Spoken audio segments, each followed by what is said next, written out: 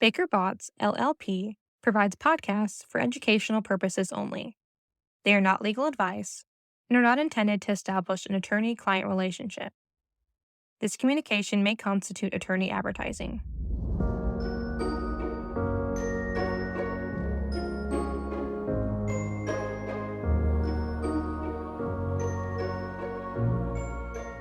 Welcome to the Environmental Evolutions Podcast, where we explore the changing landscape of environmental law and policy. My name is Scott Novak, and I work as an associate in Baker Botts' Environmental, Safety, and Incident Response Group. As a reminder, any views expressed on this podcast are not necessarily the views of Baker Botts. On today's episode, we will be examining a significant U.S. Supreme Court decision released on May 29th called 7-County Infrastructure Coalition versus Eagle County. This ruling clarifies how courts should review agency decisions regarding major infrastructure projects in compliance with the National Environmental Policy Act, also known as NEPA. For context, NEPA has increasingly been utilized as a tool to block infrastructure projects across the nation, from railroads to offshore wind. This decision demonstrates an effort by the court to rein in such challenges. To help explain this case, we are fortunate to have Tom Jackson joining us on this episode. Tom is special counsel at Baker Botts and one of our NEPA experts. Thank you for joining us, Tom. Glad to be here, Scott. Now, for those who aren't familiar, can you give a brief 30-second summary of what NEPA requires federal agencies to do? Sure. So NEPA is really a way of ensuring that federal agencies will be aware of the environmental impacts that might arise from projects they're undertaking or funding, or projects for which they're considering issuing approvals, and considering those impacts before they move forward with whatever the action is. So it's a way of ensuring informed decision-making by agencies. Where there are significant environmental impacts that might occur, the agency has to prepare a detailed analysis called an environmental impact statement, or EIS. Where impacts are expected to be less than significant, agencies prepare a shorter analysis called an environmental assessment, or EA. Great, thank you for that background. So, how did the dispute in 7-County Infrastructure Coalition versus Eagle County arise? So the case centers around an 88-mile-long rail line that would connect the Uinta Basin in Utah to the National Rail Network.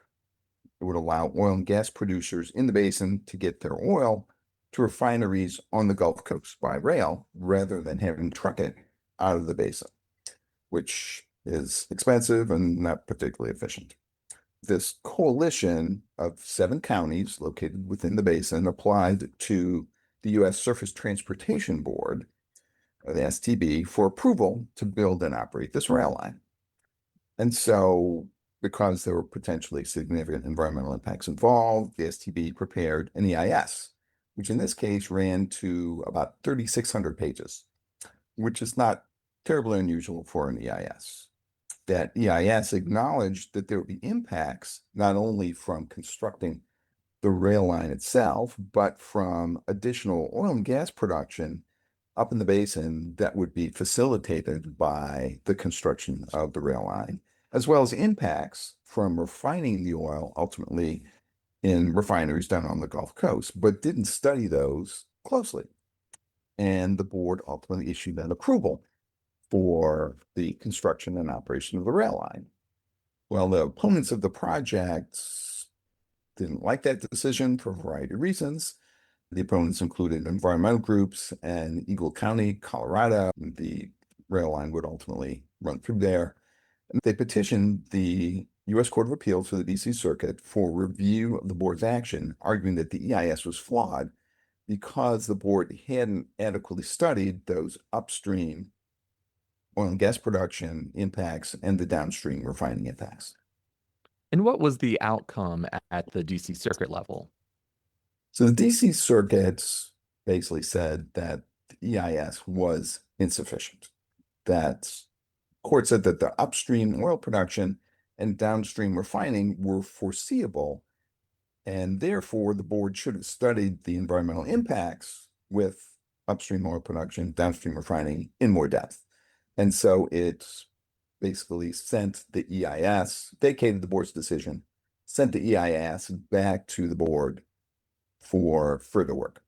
Now, the Supreme Court reversed and remanded the D.C. Circuit's ruling 8-0 with the majority opinion by Justice Kavanaugh and joined by Justices Roberts, Thomas, Alito, and Barrett. Justice Gorsuch notably did not take part in this case.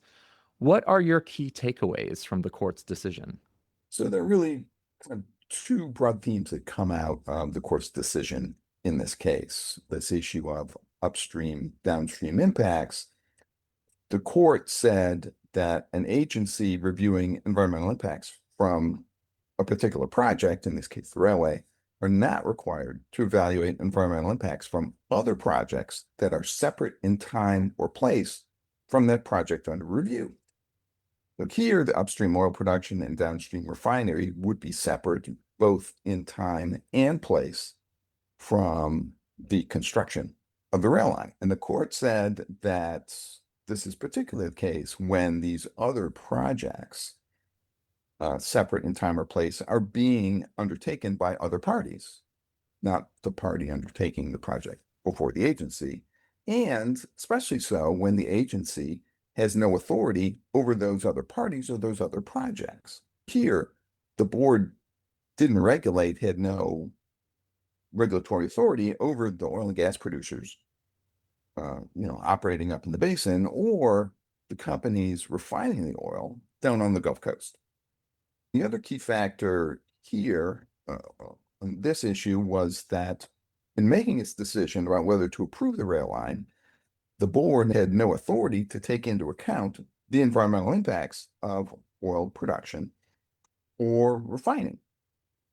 The rail carrier is generally required to carry all commodities, can't discriminate among commodities.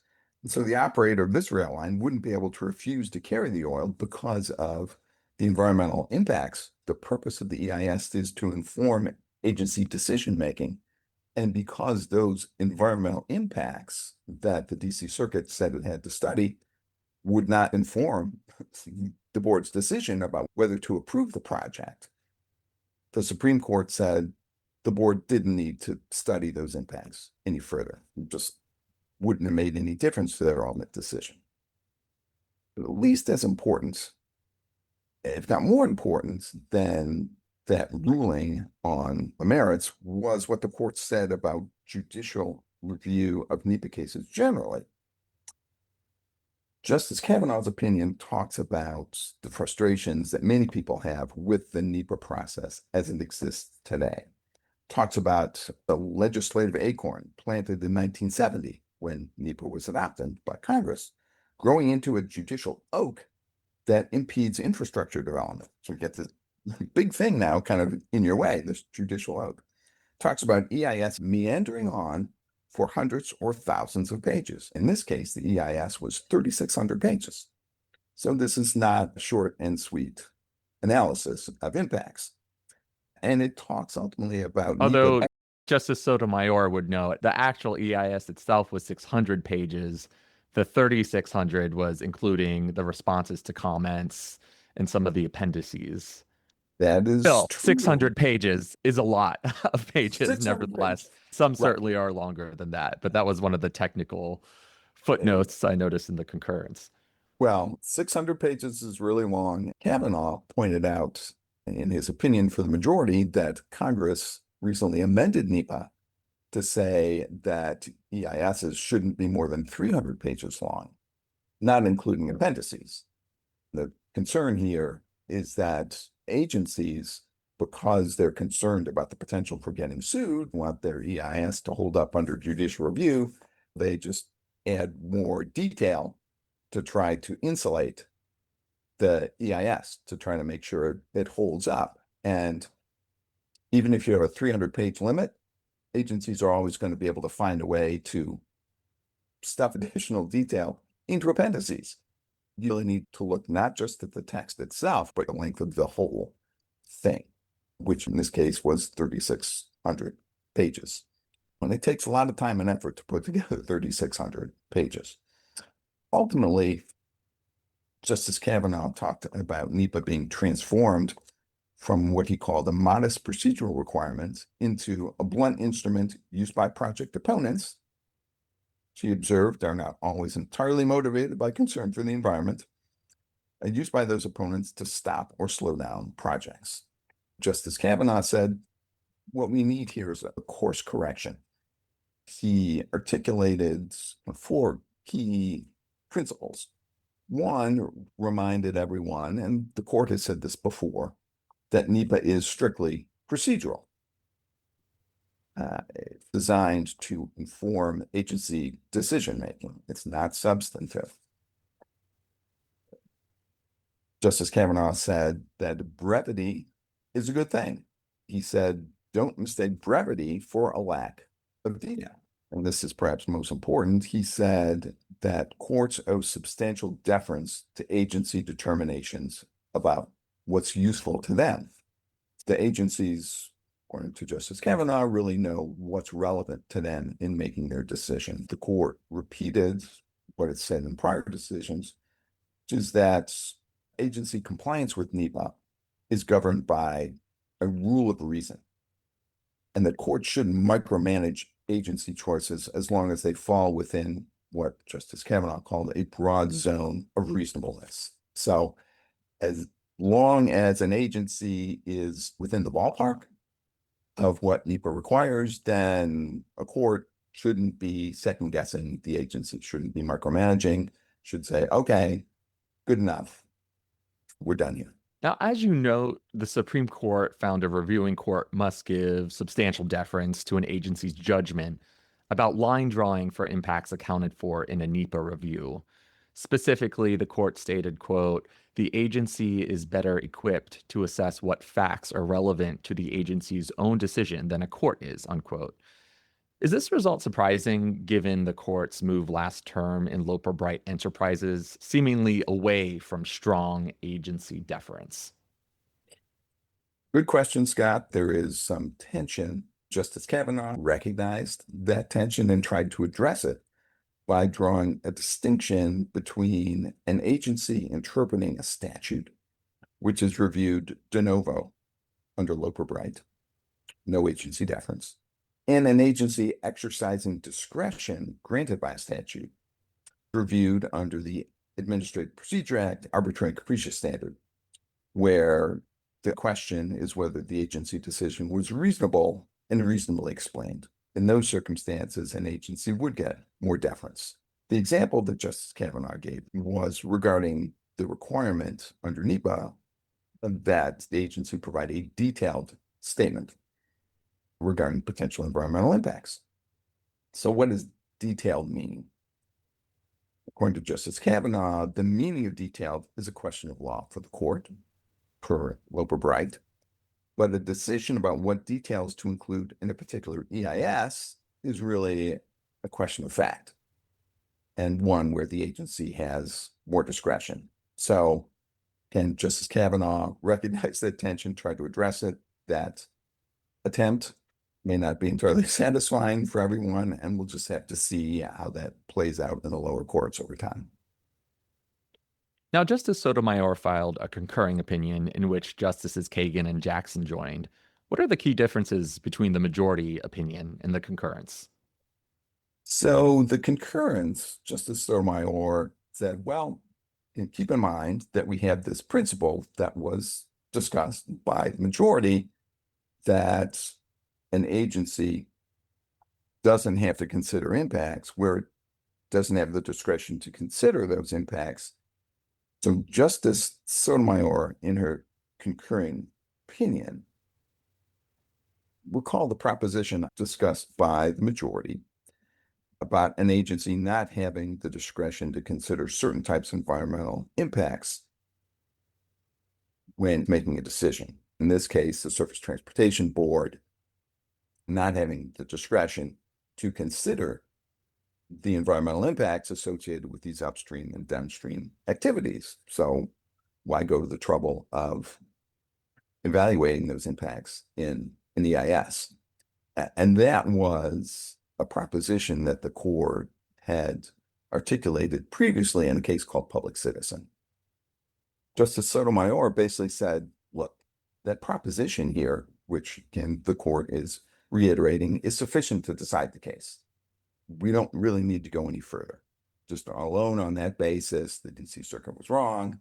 And so we agree that the DC Circuit's decision should be overturned, sometimes followed by the Supreme Court, sometimes not, that the court should decide issues on the narrowest ground possible. That's a particular case with constitutional issues, doesn't necessarily apply here, but just as Sotomayor is saying to the majority, we should decide this case just on the basis of that one principle. We don't need to go any further. There's no reason to get into all this discussion about deference.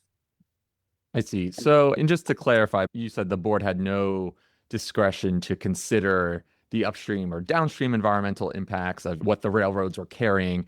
And by consider, you mean, right, like consider in a way that it could substantively control those impacts. That's exactly right, Scott. What impacts do you project Seven County will have on actors looking to build projects that require NEPA compliance? So I think the biggest impact may actually be from this renewed emphasis on judicial deference in NEPA cases. If courts are more deferential to agencies, agencies won't feel the same pressure to stuff more into an EIS to increase the chances it will hold up on judicial review. And if the agencies resist that temptation, it's going to save time and resources for both agencies and project sponsors, which would help rein in what Justice Kavanaugh talked about as this runaway judicial review issue. This will keep the judicial oak from getting even bigger. And it could limit the amount of litigation challenging EAs and EISs that get filed if opponents start seeing that there's less chance for them to prevail in those kind of suits. And the limitations on the scope of impacts to be considered should also help rein in the length of EISs and the time it takes to prepare them. So overall, this should be a benefit to project sponsors for infrastructure projects. The extent to which it will benefit them remains to be seen. Great. Thank you so much, Tom, for providing a super helpful overview of this case. We really appreciate your time.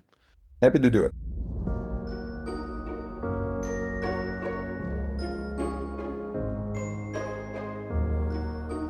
Thank you for listening to this Baker Bots podcast. Baker Bots has the experience, knowledge, and people to address our clients' most significant legal issues.